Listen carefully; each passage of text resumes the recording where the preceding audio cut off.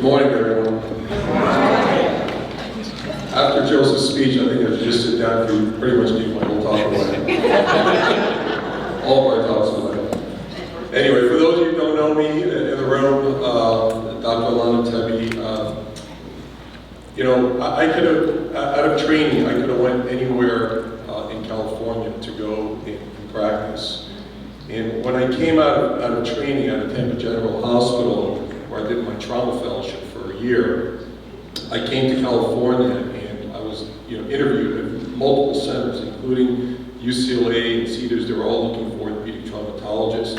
And it seems like the further north I came, the nicer the patients were, and the more need was there. So when I landed here in 2005, as many of you know, Antelope Valley Hospital was not a trauma center. It was just a community hospital that served the community. And we had some surgeons out here who were, they were elderly. And I was always amazed that with the UCLAs, the Cedars-Sinai's, and the USC's of the world, that no surgeon would want to come up to the Antelope Valley to come and practice where the need was great. We have a great venue here with all the people in the high desert who are, injuring themselves with the dirt bikes and the motorcycles and the car accidents, and these people need help. And so when I got recruited here and I was interviewed by the hospital, I'm like, this is where I want to be. This is where I want to plant roots, plant seeds, and I think I have a huge potential.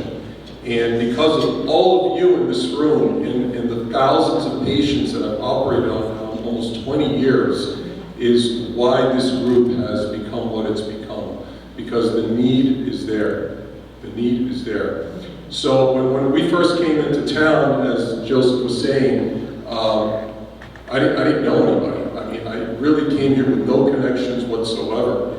And until I met Dr. Tom Nasser and his wife, Dr. Susie Nasser, and we became great friends right at the beginning, and basically opened up shop. And I remember he and I going to literally IKEA to get our office furniture.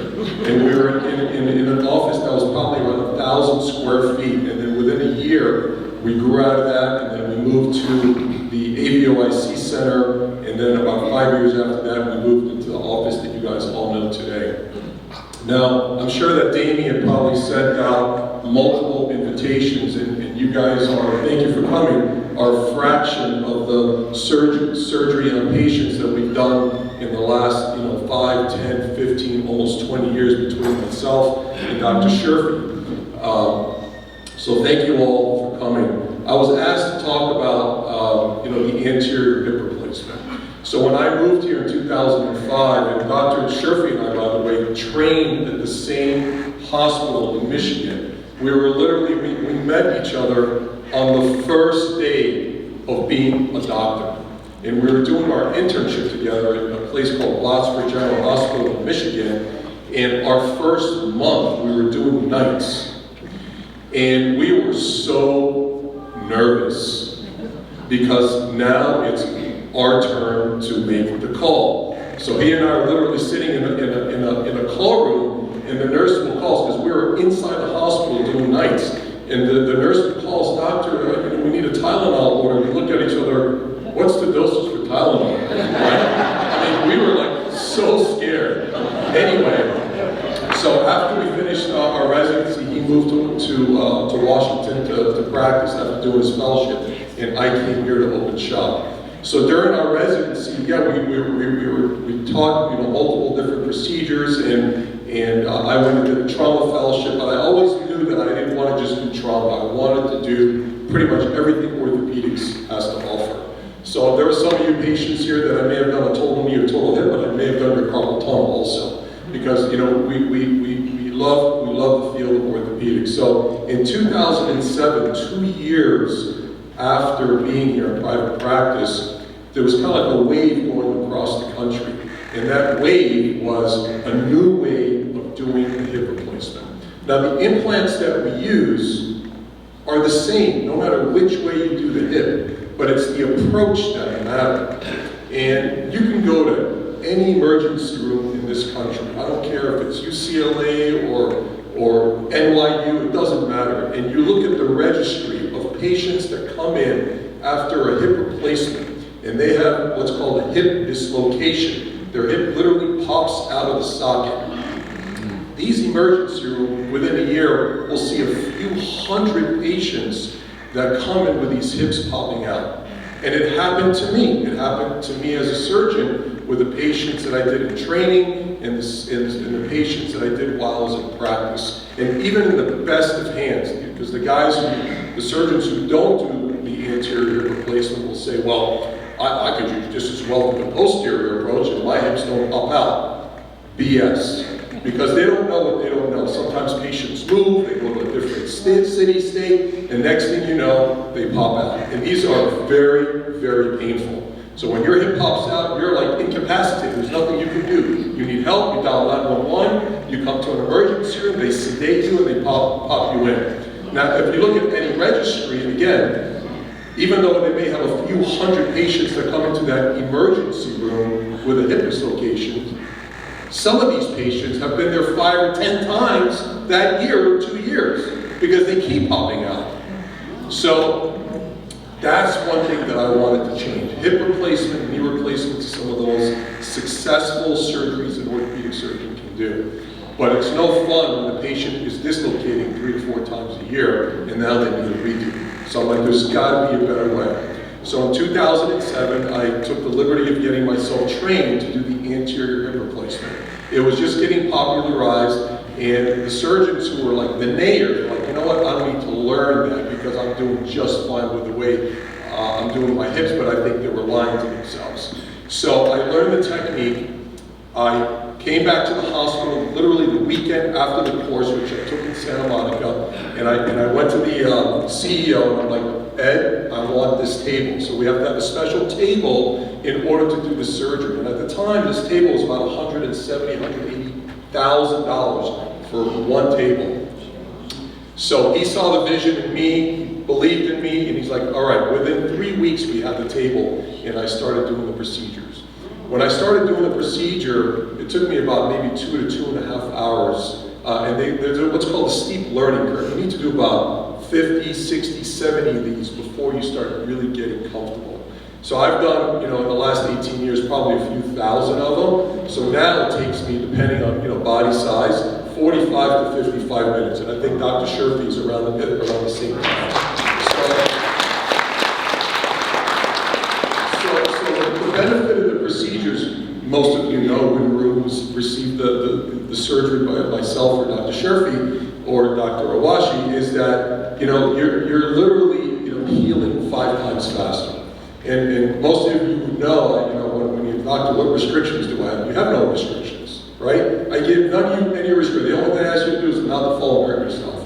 But otherwise, you see the difference in the recovery. So in the years of practice, I'm going to kind of shoot off here a little bit, is AV Hospital became one of the only trauma centers in town here. And in order to be a bona fide trauma center, you need trauma surgeons. And I'm not talking about orthopedics. You need general surgery trauma patients, which we had plenty of at AV Hospital. But what they didn't have is an orthopedic trauma surgeon. And that's where I came in. So I told the CEO, I'd love to make this place a trauma center. You need me and other qualified surgeons to become a trauma center. And one of the things that I was the only surgeon to do for the first 10 or 12 years that I was here is to do pelvic and acetabulum surgery.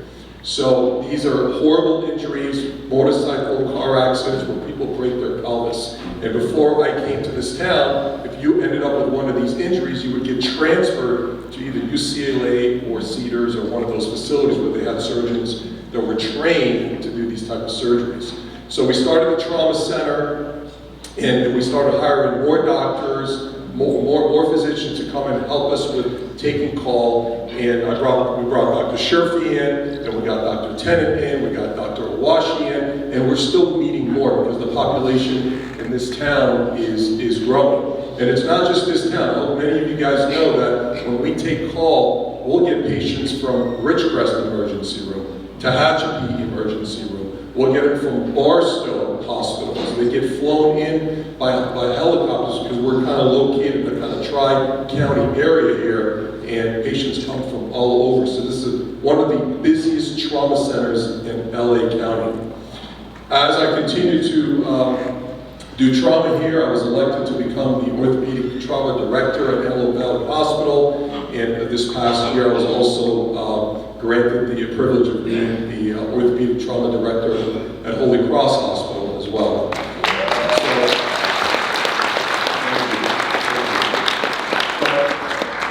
None of us would be here without all of you.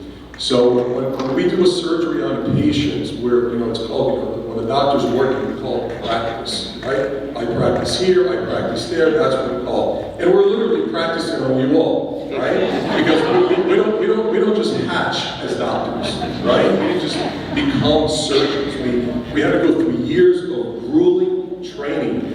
And some of you people who have had surgery. We do the surgery and we fine-tune our skills as surgeons. We kind of come up with the best recipe for the next patient, if that makes sense. So what I do today is a little bit different than what I did 15 years ago. Okay? So we're always fine-tuning our skills as surgeons. That's how we become faster, that's how we become more efficient, that's how your scars, if you have an anterior hip, is about 2.5 to 3 inches, where most surgeons are doing them 7 or 8 inches, right? So we try to get away with as much as possible through the smallest little incision to truly make the anterior hip a minimally invasive procedure. So for the people in this room that I've personally operated on, could you please stand up?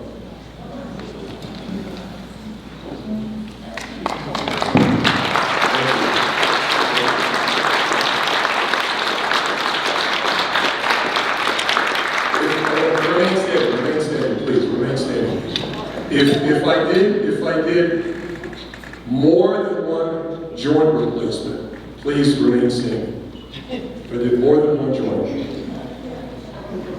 If I've done more than 3 joints, please remain standing. Nope, not yet. 4 joints? 2 joints. Thank you.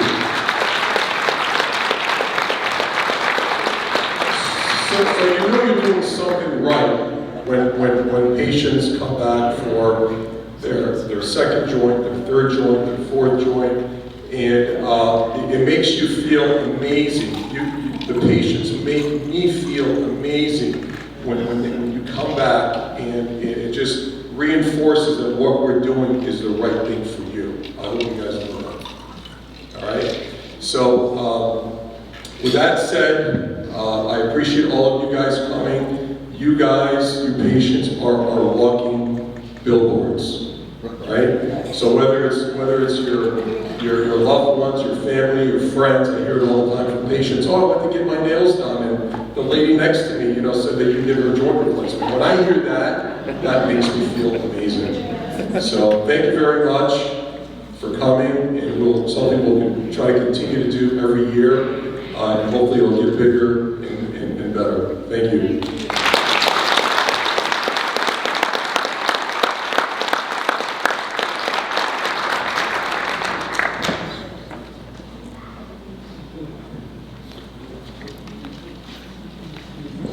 We have a presentation from Dr. Justin Sherfy. He's a total joint fellowship trained orthopedic surgeon.